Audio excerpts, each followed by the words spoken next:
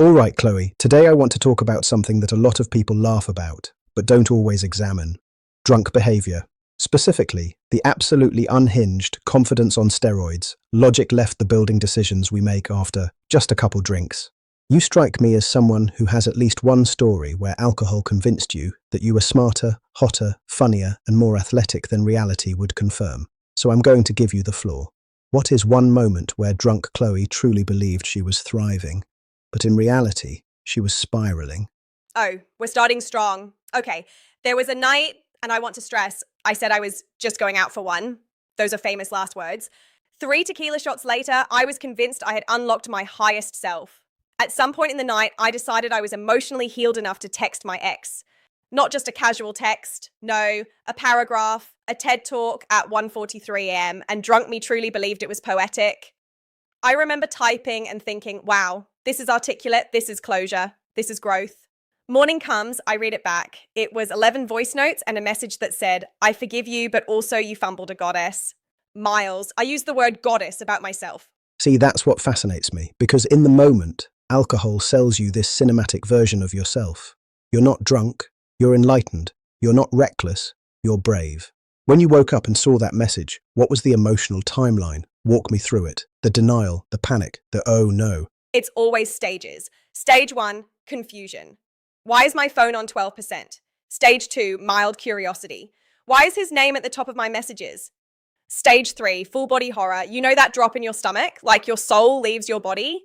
That, and then you reread it slowly, hoping somehow the words rearrange themselves into something dignified. They do not. And the worst part, he had replied, just hope you're good. That's it. Calm, mature, dry. Meanwhile, I had delivered a drunk Shakespeare monologue. And that's when you realize alcohol gave me courage, but it removed my filter, my pride, and any sense of proportion. Do you think in those moments it actually feels empowering? Because people always say alcohol makes them more themselves, more confident, more honest. Was that true for you? Or was it just lowering the bar on impulse control?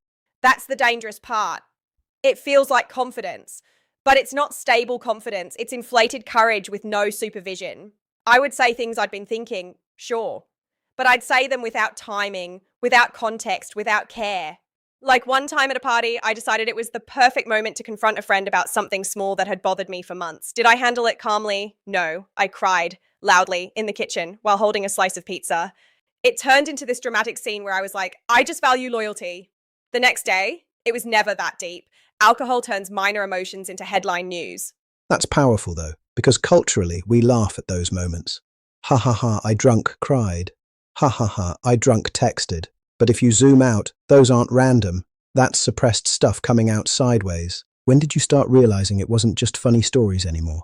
When the pattern repeated, once as funny, twice as messy, 5 times, that's a trend. I noticed that most of my embarrassing drunk stories had the same themes: texting someone I shouldn't, saying too much, overreacting, waking up anxious.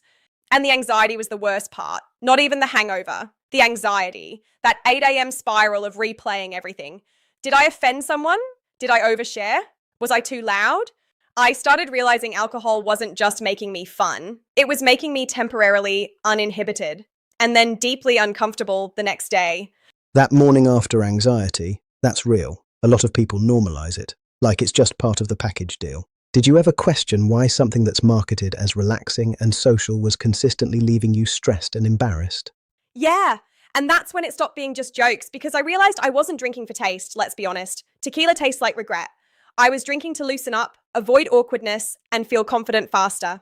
But the irony, it amplified the overthinking later. And I had to ask myself, if I can only say bold things when I'm drunk, is that actually confidence?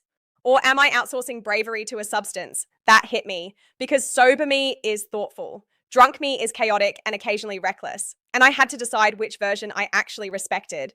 That's such a key distinction. People think the drunk version is the real one, but sometimes it's just the least regulated one. If you could go back to those nights, the ex texts, the kitchen confrontations, the goddess speeches, what would you tell that version of yourself? I'd tell her, you don't need liquid courage. If something needs to be said, say it sober.